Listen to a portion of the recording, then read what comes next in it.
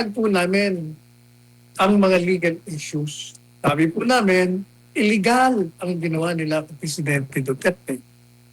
Yung warrant of arrest hindi po valid para sa amin. Walang jurisdiction ang International Criminal Court. Madalit sabi, yung pong sitwasyon ni Presidente Duterte at sitwasyon ni Bato ay parehong-pareho. Sige po. At sa pagsimula, the unexpected and sudden appearance of Senator Ronald Bato de la Rosa at the Senate last Monday, May 11, after a forced absence of 6 months in the upper chamber, following an announcement of Ombudsman Jesus Boying Rimulya confirming that the International Criminal Court had a warrant of arrest issued against the senator, tagged as a co-perpetrator in the commission of the crime against humanity case filed against former President Rodrigo Duterte, triggered a bizarre turn of political events. It brought a swift change in the Senate leadership, resulting in the ouster of Senator Vicente Tito Soto III as Senate President and putting Senator Alan Peter Cayetano at the helm. It also paved the way for the National Bureau of Investigation or NBI agents to attempt to enforce the ICC-issued arrest warrant against Senator Bato. Apparently, the NBI received intelligence information on the former's going to the Senate that Monday to attend the Senate session. Hence, its operatives were already lying in wait at the Senate building to serve the arrest warrant, which incidentally and significantly was not shown to him. Ayan, Attorney San. Unang-una, yung pong nangyari sa Senado ng biglaan at hindi inaasahan ng pagdating ni Senador Bato. Ito po ay nagbunga ng dalawang bagay. Isa, yung pagpapalit ng liderato sa Senado at yun namang pagtatangkang arestuhin si Senador Bato de la Rosa. Kung makikita po natin, 6 na buwan na hindi dumating si Senador Bato sa mga sesyon ng Senado. At ang kadahilanan nito ay sapagkat meron pong nakaambang mandamiento de aresto na galing sa International Criminal Court. At sapagkat naniniwala siya na hindi palido ang mandamiento de aresto at ayaw niyang mapagaya sa ginawa sa illegal na pag-aresto, pagdetini at pagpapatapon kay Presidente Duterte sa Hague. Siya po ay hindi nagkita ng 6 na buwan. Subalit, nung nakaraang Lunes, 7 days ago, dumating po siya at nagkaroon ng pagbabalasa sa Senado na nagresulta ng pagkatanggal ng Senador Vicente Soto III bilang presidente ng Senado at ang pagpalit naman sa kanya ng Senador Alan Peter Cayetano. At yan po ay dahil sa 13 senador ang bumoto kay Senador Cayetano at ang pang-13 boto ay ang kay Senador Bato. Kaya nagkaroon ng majority. Yung dating minority ay naging majority sapagkat sumali sa kanila, kung di na nagkakamali ay 4 na mga senador. Yes. Ituloy mo Yes, yung Attorney. Ang susunod po na paragraph, after a brief scuffle with 2 female NBI agents, Senator Bato was able to wiggle himself free and run toward the session hall with the NBI agents in hot pursuit. He was able to enter the session hall where he joined his colleagues and condemned the assault on his person and the attempt by the NBI agents to prevent him from attending the Senate session. He also lambasted the NBI for disrespecting the Senate as a democratic institution. With the NBI agents surrounding the Senate building, putting the lawmakers' liberty in peril, Senator Bato was compelled to seek sanctuary in his Senate office and stayed there for 2 nights. The Senate, by way of giving succor to one of its members, resolved to give him protective custody. And on Wednesday, May 13, at about past 7 p.m., while Senator Bato was holed up inside the Senate building, an exchange of gunshots between the Senate security forces and the NBI agents occurred, putting the people inside the Senate building in a chaotic situation. Yan po, Attorney Sal. Ang nangyari po, pagdating niya, sangayon kay Senador Bato at sa mga testigong nakakita sa pangyayari, pagdating niya dyan sa building, may nakaabang na pala sa kanyang mga NBI agents. Apparently, may na-receive silang impormasyon na darating si Senador Bato, kaya nakaabang na sila. At sa ngayon kay Senador Bato, nang makausap natin siya nung Martes ng gabi, niyakap daw siya ng dalawang babaeng NBI agents. Sabi ko, swerte mo, dalawang babae pa yung makap sa'yo, nilunoko ko pa siya. Tapos alam ka akong ginawa mo, siyempre, nagpumiglas ako. Unang-una sabi niya, hindi ko alam bakit ako inaaresto. Wala naman silang warrant of arrest na pinapakita sa akin. Kaya sabi niya, nagpumiglas ako at nung ako'y nakapiglas, umalis ako at tumakbo ko papunta sa session hall. Hinahabol naman ako. Nasugatan nga ako, sabi niya, yung kanyang mga daliri. And nung nasa loob na po siya ng Senado, syempre, siya po ay kinento niya ngayon sa mga kasama niya at kinundina niya itong mga NBI agents sa tangkang pagpigil sa kanya na isang krimen ang pagpigil sa isang mambabatas na dumalo sa isang sesyon sa Senado. At kinundina niya ang ginawa ng NBI sapagkat ito sangayon sa kanya ay isang pagsalakay sa isang democratic institusyon. Hindi iginalang ang institusyon ng Senado. Kaya siya galit na galit. Mm-hmm. At pagkatapos po niyan, nagkaroon ng gulo. Yun, basahin ko na. Basahin ko na yung sumunod mo pala.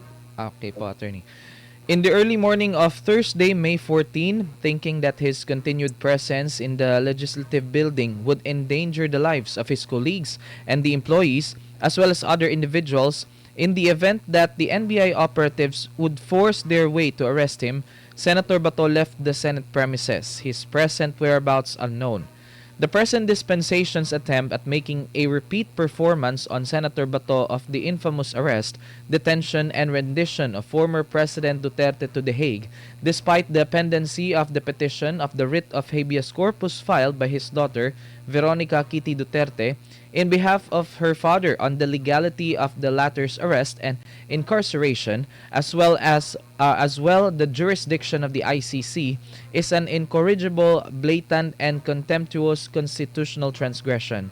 Since the facts and circumstances revolving around Bato's situation are identical to that of former President Duterte, it is imperative that any executive action on the enforcement of an ICC-issued warrant must be held in abeyance until the Supreme Court makes a definitive ruling on the various constitutional issues raised in the habeas corpus petition. Okay, tama yung paano niya. Nung pinuntang ko po siya ng Martes, ibinida niya nga sa akin. Nagdala pa nga ako ng medyo kung ano-anong kailangan niya. Sabi ko, baka matatagalan ka rito. Tapos nandun yung abogado niya. At sinabi ko sa kanya, mag-file ka na ng habeas corpus. Ako yung mga pinail niyo, palagay ko mawalang galang na sa mga abogado mo. Hindi kagad mariresolve ang problema mo at matatagalan yan. Samantalang habeas corpus, sa loob ng 24 oras, tapos kagad yung sitwasyon mo. Palalaman na natin kung legal o illegal ang ginagawang tanggal na yung kalayaan gumalaw. Sapagkat sabi ko sa kanya, the fact na naririto ka, hindi ka makalabas, nang hindi ka maaresto, ibig sabihin, tinatanggalan ka na ng freedom of movement. Merong restraint that precludes action on your part. Kaya dapat talaga, habeas corpus. Naniwala naman si Senator Bato, pero yung abogado niya, marami pang mga pasubali. Pero sabi ni Senator, sige, file mo na. Apparently, hindi yung sila nag-file. O kaya, yan ang nangyari. Anyway, so doon siya natulog. Lunes ng gabi natulog siya. Martes ng gabi natulog siya. Or what appears to be asleep. Actually, hindi naman nakatulog yun. Kapagkat siyempre, merong banta sa buhay niya. Merong banta sa kanyang kalayaan. Hindi ka talaga makakatulog. Ngayon, noong third day, nagkaroon ho ng gulo. Sapagkat nagkaroon ng putukan sa pagitan ng mga seguridad ng puwersa ng Senado at sa NBI. Ngayon ay iniimbestigahan pa nila kung ano talaga ang punot dulo. Pero sangayon sa mga salaysay mismo ng Sergeant of Arms na sinuspende ng Ombudsman, kaya daw siya nagpaputok, warning shots, dahil yung NBI agents kay yung Blue Boy na nakita niya doon sa may exit papunta sa GSIS, hindi raw binaba yung mga baril, yung kaniyang baril, at itinutok pa sa kanila. Yung NBI naman, nung tinutukan siya, although paitaas naman ng putok, siyempre nagpaputok din siya. Mukhang patay sa pataas din, para kayo naglalaro. Ano? Pero siyempre hindi mo alam ng mga tao yun sa loob. Ang pagkakaalam nila, putukan. Ibig sabihin pagputukan, baka tamaan ka ng bala. Okay, nagkagulo sila ron. Nagkaroon ngayon ng chaos sa loob.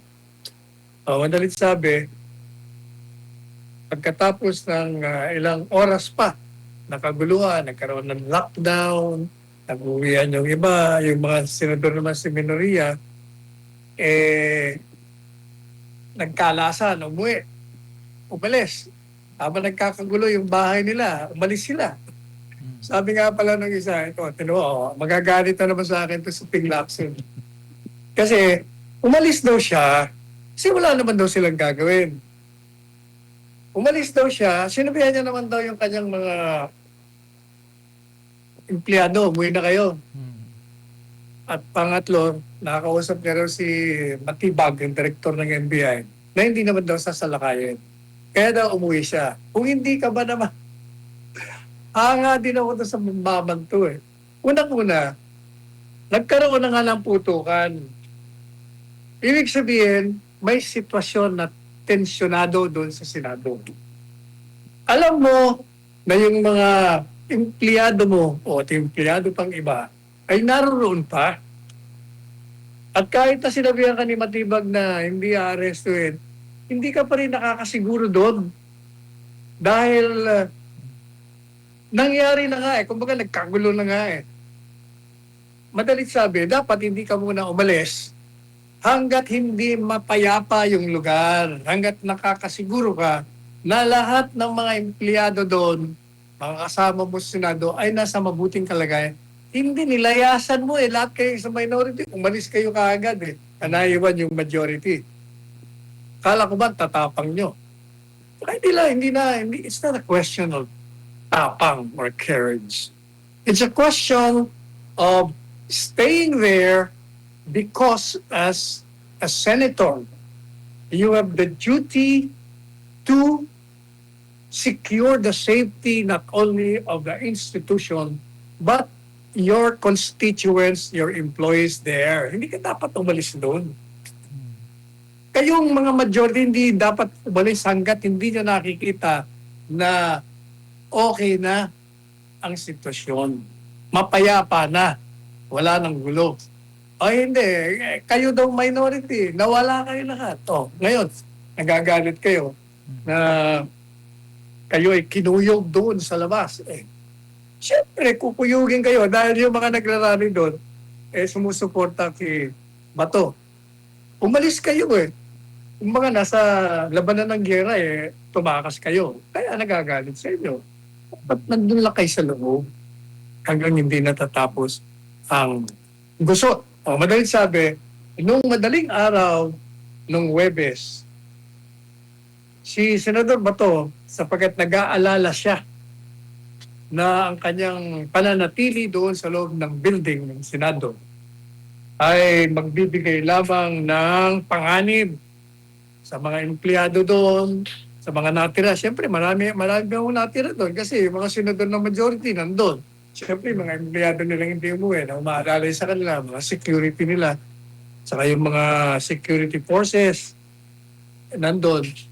Siyempre, mga nganib ang kanilang buhay. Paano kung biglang sinalakay? So, sabi ni Senador Bato sa sarili niya, alis na lang ako dito. Otherwise, my very presence will risk